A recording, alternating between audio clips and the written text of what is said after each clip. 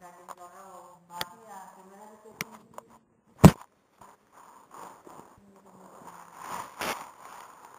ఈ యోగము కొత్తదైనటువంటిది ఏమీ కాదు, పూర్వం నుంచి వస్తున్నటువంటి యోగమే ఇది. మళ్ళీ మళ్ళీ మనం చెప్పుకుంటున్నాం చెప్పి చెప్తున్నాడు. ఇమం వివస్వతే యోగం ప్రోక్తవానహం అవ్యయం వివస్వాన్ మనవే ప్రాహ మనురిక్ష్వాకవే బ్రవీత్. అంటే అది తరతరాలుగా మనకి పరంపరలో ఎలా వస్తుంది యోగము అనేటువంటిది చెప్తున్నాడు. అంటే ఎప్పుడైనా ఎక్కడైనా ఏ గురువు ఉన్నప్పటికీ కూడా వాళ్ళు ఏదైనా బోధ చేస్తున్నా సరే వాళ్ళు తమ గురువుల దగ్గర నేర్చుకున్నటువంటిది, ఆ గురువులు తమ గురువుల దగ్గర నేర్చుకున్నటువంటిది. అంతేకాని కొత్తగా ఏదైనా మనం కనిపెట్టడము అనేటువంటిది ఉండదు. అంటే మనకి ఆధ్యాత్మికమైనటువంటి విషయం గురించిలో ఉన్నటువంటిది అంటే ఇన్వెన్షన్ అనేటువంటిది కాదు, డిస్కవర్ అంటే ఉన్నది. ఇప్పుడు మనం మళ్ళీ దాన్ని గుర్తిస్తున్నాం. ఇంతవరకు మనం దాన్ని గుర్తించలేదు, ఇప్పుడు మనం దాన్ని గుర్తిస్తున్నాం. అంతేదా, అంటే చీకట్లో ఉన్నటువంటి వస్తువు మీద కనుక వెలుగు పడితే ఇక్కడ ఆ వస్తువు ఉన్నది అని చెప్పి, అంతేగాని కొత్తగా మనం సృష్టించడం అనేటువంటిది ఏమీ ఉండదు. ఆ ఉన్నటువంటి దానికి ఏదో మెరుగులు పెట్టి ఆ ఉన్నటువంటి సూత్రాన్నే మనం ఉపయోగించి కొత్తగా ఏదైనా మనం చేసుకోవచ్చు అంతే. అంచేత ఆ రకంగా ఈ యోగం అనేటువంటిది కూడా ఇప్పుడు నేను మీకు చెప్తున్నటువంటి జ్ఞానం అనేటువంటిది ఏదైతే ఉందో ఇది కొత్తదైనటువంటిది ఏది కాదు. ఇది ఇంతకు పూర్వము ఉన్నటువంటి దాని గురించే నేను మళ్ళీ చెప్తున్నాను. ఇంతకు పూర్వం దీన్ని నేను చెప్పాను కూడా అన్నాడు. దీన్ని మొట్టమొదటి నేను వివస్వంతుడికి చెప్పాను, అంటే సూర్యుడికి చెప్పాను నేను. ఎందుకంటే మొట్టమొదట మనకి సృష్టి అనేటువంటిది సూర్యుడు జన్మించడంతో సౌర కుటుంబం ప్రారంభమవుతుంది. కాబట్టి ఆ సూర్యుడు తనతో పాటుగా కొంత జ్ఞానాన్ని స్వీకరించి వస్తాడు. ఈ సూర్యుడు తన గురువు అయినటువంటి వాళ్ళ దగ్గర నేర్చుకుంటాడు. ఆ గురువు నేనే అని చెప్పి చెప్తున్నాడు. నేను సూర్యుడికి నేను చెప్పాను. అంటే మనకి పెద్దలు చెప్తారు, మనకున్నటువంటి ఈ సౌర కుటుంబం లాంటివి ఇంకా అనేకమైనటువంటి సౌర కుటుంబాలు ఉన్నాయి. దీంట్లో 4 చిన్న శిష్యులైనటువంటి సౌర కుటుంబాలు ఉన్నాయి, 3 పెద్దవైనటువంటి ఉన్నాయి. ఆ ముగ్గురు దగ్గర వీళ్ళు నేర్చుకుంటూ ఉంటారు. అంటే మొత్తం ఈ 7 సౌర కుటుంబాలు కలిపి ఇది ఒక గుంపు. ఇలాంటి గుంపులు అనేకము ఉన్నాయి అని చెప్పి అంటే నేను మొట్టమొదట సూర్యుడికి చెప్పాను. ఆ సూర్యుడు తర్వాత ఏం చేస్తాడు, మనువుకి చెప్పాడు. తన కుమారుడైనటువంటి ఈ వైవస్వతుడు అనేటువంటి మనువుకి, ఇప్పుడు మనం ఆ మనువు యొక్క యుగంలోనే మనం ఉన్నాం. అంటే తన కుమారుడికి ఆయన చెప్పాడు. అంటే ఆ తండ్రి దగ్గర నుంచి కొడుకు వచ్చింది. అది మనకి పరంపర కూడా. అంటే పూర్వం ఏంటంటే ప్రత్యేకముగా గురువు అనేటువంటి వాళ్ళు ఉండడము అనేటువంటిది కాకుండా ఆ కుటుంబంలో ఉండేటువంటిది ఏదైతే ఉందో విజ్ఞానమో ఆ తరం నుంచి ఆ తర్వాత తరానికి, ఆ తరం నుంచి తర్వాత తరానికి, అంటే తండ్రి ద్వారా మనకి ఆ రకమైనటువంటి ఆధ్యాత్మికమైనటువంటి సంస్కారం ఉంటుంది. అంటే తల్లి ఇచ్చేటువంటి పోషణ మనకి శరీరం ఎదగడానికి ఉపయోగపడేటువంటి భౌతికమైనటువంటి ఆహారము ఇవన్నీ అది చూస్తుంటే ఆధ్యాత్మికమైనటువంటి జీవనానికి అవసరమైనటువంటి ఉపదేశం తండ్రి దగ్గర నుంచి పొందుతాం. అంటే గాయత్రి మంత్ర ఉపదేశం కూడా తండ్రి చేయడం అనేటువంటిది ఉంది. అందువల్ల ఈ మనువుకి తన తండ్రి అయినటువంటి సూర్యుడి దగ్గర నుంచి వచ్చింది. ఆ వంశంలోంచి అలాగా మనువు తన కుమారుడు అయినటువంటి ఇక్ష్వాకుడికి ఇచ్చాడు. ఇలాగా క్రమంగా ఈ సూర్యవంశము అనేటువంటిది ఏదైతే ఉందో ఆ వంశంలో ఒకళ్ళ తర్వాత ఒకళ్ళకి వస్తూనే ఉంది. ఇలాగ పూర్వం ఉన్నటువంటి పరంపర ఏదైతే ఉందో ఈ పరంపర అయితే ఏం జరిగిందంటే కాళేనేహ మహత యోగోనస్త పరంపర. అయితే మన దురదృష్టం కొద్దీ కాలం గడుస్తున్న కొద్దీ ఏం జరిగిందంటే ఈ పరంపర ఏదైతే ఉందో, ఈ యోగం ఏదైతే ఉందో ఇది నెమ్మదిగా నశించిపోయింది. అంటే ఆ తరాల నుంచి రావడము అనేటువంటిది ఏదైతే ఉందో ఇది కొంతమంది అలాగ నేర్చుకుని అలాగ ఉన్నారు. రాజర్షయ విదుహు అని చెప్పాడు. అంటే ఇది పూర్వకాలము ఋషులకి మాత్రమే తెలిసినటువంటిది అని కాదు, రాజర్షులకు తెలిసినటువంటి యోగం ఇది చెప్తున్నాడు. ఋషులకు యోగం తెలియడం వల్ల వాళ్ళకి ఏదైనా జ్ఞానం ఉండడం వల్ల ఎంత ప్రయోజనం ఉంది అంటే వాడు ఎక్కడో అడవిలో ముక్కు మూసుకుని తపస్సు చేసుకుంటూ ఉంటాడు. ఆయన దగ్గర అద్భుతమైనటువంటి జ్ఞానము విజ్ఞానము అటువంటిది ఉండడం వల్ల సమాజానికి ఇండైరెక్ట్ గా మేలు జరుగుతూ ఉండొచ్చు. వాళ్ళు చేసుకునేటువంటి తపస్సు ద్వారా వచ్చినటువంటి శక్తి ఏదైతే ఉందో దాన్ని వాళ్ళు ఈ ప్రపంచంలో ఉండేటువంటి మంచి కోసం అని చెప్పి వాళ్ళు ఉపయోగిస్తూ ఉండగాక అది మనకి కంటికి కనిపించేటువంటిది కాదు. కూడా ఒళ్ళో ఉండి పూజలు చేసుకుంటున్నారు, తపస్సు చేసుకుంటున్నారంటే దానివల్ల మనకు కలిగేటువంటి లాభం ఏముందో మనకి తెలియదు.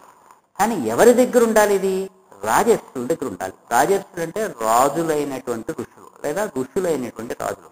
పరిపాలన చేసేటువంటి వాడు కనుక ఋషిలాగా కనుక ఉంటే వాడు రాజర్షి అవుతాడు. అంటే ఋషికి ఉండేటువంటి లక్షణాలన్నీ కనుక వాళ్ళు ఉంటాయి. ఎటొచ్చి వీళ్ళకి తేడా ఏమిటంటే వాళ్ళు అడవుల్లో ఉంటారు, వీళ్ళు రాజ్యంలో ఉంటారు. అందువల్ల ఈ రఘువంశంలో కాళిదాసు కూడా చెప్తాడు, వీళ్ళందరూ కూడా తమ దగ్గర ఉండేటువంటి సుఖాలని కానీ భోగాల్ని కానీ అవి రాజ్యంలో ఉండేటువంటి తమ కర్తవ్యాన్ని నిర్వహించడంలో భాగంగా వచ్చినటువంటి వాటిగా అనుభవించారే తప్పిస్తే లోభపడినటువంటి వాళ్ళు ఎవళ్ళు కాదు. మనకేదో పని ఉంది, వాళ్ళు ఎవరో మన ఎక్కడో ఉపన్యాసానికి పిలిచారు, వాళ్ళు ఒక ఏసీ కారు అద్భుతమైనటువంటి బ్రహ్మాండమైనటువంటి బెంజ్ కారు పంపిస్తారు, కారులో వెళ్తాం చెప్తాం వచ్చేస్తాం. ఆ కారులో కూర్చున్నంతసేపు మనకు ఆ ప్రయాణం అంతా కూడా చాలా హాయిగా సాగుతుంది, కానీ మనది కాదు ఆ కారు. అలాగే రాజ్యంలో మనం ఉన్నాం కాబట్టి, రాజ్యం చేస్తున్నాం కాబట్టి ఆ రాజుకి ఉండవలసినటువంటి భోగములుగా ఈ రాజభవనం కానీ ఇవి కానీ ఎవరిని కానీ ఉన్నాయి అనేటువంటి దృష్టితోటి వాళ్ళు ఎప్పుడు కూడా పరిపాలించారు తప్పిస్తే ఇదంతా నాది అని చెప్పి అనుకునే వాళ్ళు పరిపాలించలేదు. అటువంటి తత్వము కలిగినటువంటి వాళ్ళు రాజర్షులు. అందుకని జనకుడు మొదలైనటువంటి వాళ్ళందరికీ కూడా రాజర్షులు అని చెప్పి వేరు. వాళ్ళ దగ్గరికి యోగులైనటువంటి ఋషులు వాళ్ళు కూడా వచ్చి సందేహాలు అవన్నీ కూడా తీసుకునేవారు ఈ రాజుల దగ్గరికి వచ్చి. అంటే వాళ్ళు ఎవరైనా సరే ఈ అష్టావక్రులు మొదలైనటువంటి వాళ్ళు వచ్చినప్పుడు వాళ్ళు వీళ్ళ దగ్గర నేర్చుకునేవారు, వీళ్ళనేమో వాళ్ళ దగ్గరికి పంపించేవారు. అదేమిటో ఒక రాజు దగ్గరికి పంపిస్తున్నావు అంటే ఆయన మహానుభావుడు, ఆయనకి తెలిసినటువంటి యోగం ఎవరికి తెలియదని చెప్పి అప్పుడు ఆయన దగ్గరికి పంపించడం అనేటువంటిది జరుగుతుంది. అంతేకా ఈ రాజులు ఋషుల్లాగా బతికారు. అందుకని చెప్తున్నాడు, ఈ చెప్తున్నటువంటి సూర్య కుటుంబ వంశంలో ఉండేటువంటి కుటుంబీకులందరూ కూడా వీళ్ళందరూ రాజులు, ఇక్షాకుటుంబాలు లేనటువంటి వాళ్ళు. ఇలాగ పరంపరగా వచ్చినటువంటిదంతా కూడా రాజస్సులైనటువంటి వాళ్ళకి తెలుసు. కానీ దురదృష్టం కొద్ది ఇంత గొప్పటి యోగం కూడా ఏం జరిగిందంటే కాలంలో నెమ్మదిగా అది నశించిపోయింది. అలాగలాగా ఎక్కడో ఒక చోట మనకి దానికి తగినటువంటి వాడు ఎవడో ఒకడు ఉంటాడు, వాడికి ఆ పూర్వం నుంచి వచ్చినటువంటి పద్ధతి మీద దాని మీద నమ్మకం అనేటువంటిది కొంచెము విశ్వాసము వాడికి తగ్గుతుంది. దాంతో ఎక్కడికో అది అయిపోతుంది. ఆ తర్వాత కాలంలో మళ్ళీ రావడం అనేటువంటి దానికి మళ్ళీ దాన్ని అందుకోగలిగినటువంటి వాడు కూడా పుట్టాలి, దాన్ని అందుకోవాలి. అయితే ఎప్పుడైతే మధ్యలో మనకి ఒకసారి ఆ గొలుసు తెగిపోతుందో మళ్ళీ అతికేయడం కష్టం. ఇంటి దగ్గర నుంచి మనకి ఎవరైనా మనకి ఉండి వాళ్ళు చెప్తుంటే మనకు అర్థం కానిటువంటివి చెప్తుంటే మనకు అర్థం అవ్వడం అనేటువంటిది వేరు. మనం ఏదో పుస్తకంలోనో దేంట్లోనో చూసుకుని వాళ్ళ దగ్గరికి వెళ్ళి కొంత వీళ్ళ దగ్గరికి వెళ్ళి కొంత మనం నేర్చుకోవడం అనేటువంటిది వేరు. అది స్పష్టంగా మనకి తెలిసినటువంటి వాడు ఈయన దగ్గరికి వెళ్తే మన సందేహాలన్నీ తీర్తాయి అనేటువంటి గురువు లభించాలి. పూర్వం ఏంటంటే తండ్రి ఆ పాత్ర పోషించేవాడు కాబట్టి, తన కుటుంబంలో తను నేర్చుకున్నటువంటిదంతా కొడుకు ఇచ్చేవాడు కాబట్టి, కొడుక్కి తండ్రి ఆది గురువుగా ఉండేవాడు కాబట్టి ఇతనికి వచ్చేటువంటి సందేహాలన్నీ ఆయన తీర్చేవాడు. ఇప్పుడు మనకి లేకపోతే ఏమిటవుతుంది, మనం బయటికి వెళ్ళి వెతుక్కోవాలి.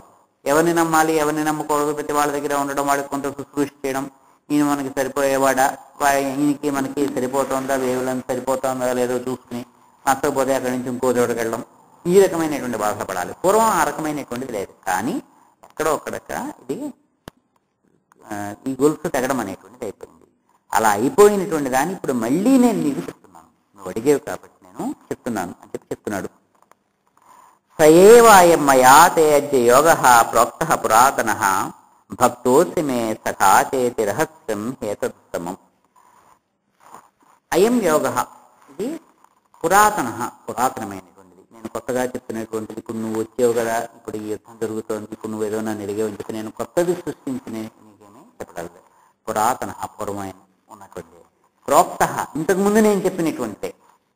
ఇంతకుముందు లాస్ట్ ఇయర్ వాళ్ళకి నేను డిక్టేట్ చేస్తున్న నోట్స్ ఏదైతే ఉందో అదే నీకు మళ్ళీ నేను డిక్టేట్ చేస్తాను.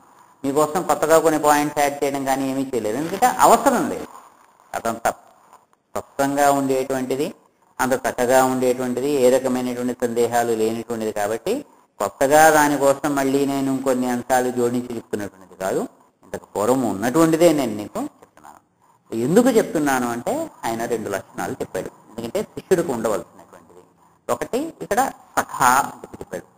సఖుడు అంటే నువ్వు నాకు స్నేహితుడు కాబట్టి అని చెప్పాడు. అంటే ఇక్కడ శిష్యత్వం అనేటువంటిది కంట కృష్ణుడికి అర్జునుడికి మధ్యలో ఉండేటువంటి భక్తి, అంటే భక్తి మనకి గురువు పట్ల ఉండేటువంటి భక్తి, దైవం పట్ల ఉండేటువంటి భక్తి, నవవిధ భక్తులు అని చెప్పారు. అనేక రకాలైనటువంటి భక్తిలో ఏదో ఒక రకమైనటువంటి మార్గాన్ని మనం ఎన్నుకోవచ్చు. అంటే కొంతమందికి దాస్య భక్తి ఉంటుంది, అంటే భగవంతుడు మనకి ఆయన సర్వము, నేను ఆయనకి దాసుడను. అందుకని వాళ్ళు ఏం చేస్తారు, తమ పేరుకి చివర రామదాసు తులసీదాసు, ఇలాగ దాసుడు అని పేరు చేర్చుకుంటారు. అంటే ఆయనకి నేను సేవకుండండి. ఇదేదో మా మాస్టర్ గారి ఇల్లు, ఇది మనం ఇక్కడ మనం ఉన్నాము, దీన్ని మనం శుభ్రం చేయాలి, రోజు కడగడం, శుభ్రంగా చేయడం, పువ్వులు పెట్టడం, ఇలా చేయడం, ఇది ఈ రకంగా ఆయనకి నేను సేవ చేస్తున్నాను. ఇది ఒక రకమైనటువంటిది. అంటే కొంతమందికి ఆ రకమైనటువంటి తత్వము ఉంటుంది. కొంతమందికి వాళ్ళతోటి కొంచెం తనువు అది ఉన్నటువంటి వాళ్ళకి ఒక స్నేహితుడిలా ఉండేటువంటి భక్తి ఉంటుంది. ఒక గురువులా కంట ఒక చక్కటి స్నేహితుడిగా చూస్తారు. అంటే అర్జునుడికి కృష్ణుడికి చుట్టరికం కూడా ఉంది కాబట్టి, ఆ చుట్టరికం కంటా కూడా వాళ్ళ మధ్యలో ఉండేటువంటి స్నేహం ఎక్కువ కాబట్టి దీనికి సత్యభక్తి ఉంది. కొంతమందికి వాత్సల్య భక్తి, అంటే ఒక యశోద లాంటి వాళ్ళు ఉన్నారంటే కృష్ణుడిలాగా, ఆ రకంగా మీరాబాయి ఉందంటే ఆయన ఒక రకమైనటువంటి మాతృత్వంతో ఒక రకమైన ఆరాధనతో ఉండేటువంటి భక్తి ఉండొచ్చు. అంటే భగవంతుడు తమ ప్రియుడు అంటే ఆయన ఒకడు, మనం ఆయన కోసం తప్పిస్తున్నటువంటి వాళ్ళం. లేదు మనం తల్లిలాగా ఆదరిస్తున్నాం, శబరి మొదలైనటువంటి వాళ్ళు. అంటే ఆయనకు కావాల్సినవన్నీ చేసి పెట్టాలి. ఇవాళ ఈరోజు మనం ఏం వండుకుంటాం అంటే మనం వండుకోవడం కాదు, మాస్టర్ గారికి ఏది ఇష్టం అది వండుకుంటాము, భగవంతుడికి ఏది ఇష్టం అది వండుకుంటాము. అందుకోసమే మనకి ఇన్ని రకాలైనటువంటి వచ్చాయి. ఈరోజు మంగళవారం హనుమంతుడికి ఏదో అప్పాలు ఇష్టం, ఆయనకి ఇష్టం అవునో కాదో మనకి తెలియదు, కానీ ఆయనకి ఇష్టం అనేటువంటి ఉద్దేశంతో మనం చేయడం ఆ ఆనందం అన్నమాట. అంటే ఇది భగవంతుడి కోసం చేస్తున్నాం, మన కోసం చేస్తున్నాము అని అనుకునే కంట భగవంతుడి కోసం చేస్తున్నాం. ఇది ఈరోజు ఏమిటి, ఈరోజు ఆయనకి ఏం పెడదాము, ఈరోజు ఎలా చేద్దాము అంటే రోజు ఆ రకంగా మనకి పండగల్లో కానీ మనకు ఉండేటువంటి వాటన్నిటిలో కానీ వాళ్ళు ఏం చేస్తారంటే రకరకాల పేర్లతోటి భగవంతుడిని మనం అర్చించుకోవడానికి వీలుగా ఉండేటువంటివన్నీ కూడా అంటే మనం వండుకునేటువంటి రుచులతోటి సహా అనమాట. అంటే కృష్ణుడు ఉన్నాడంటే ఆయనకి ఏదో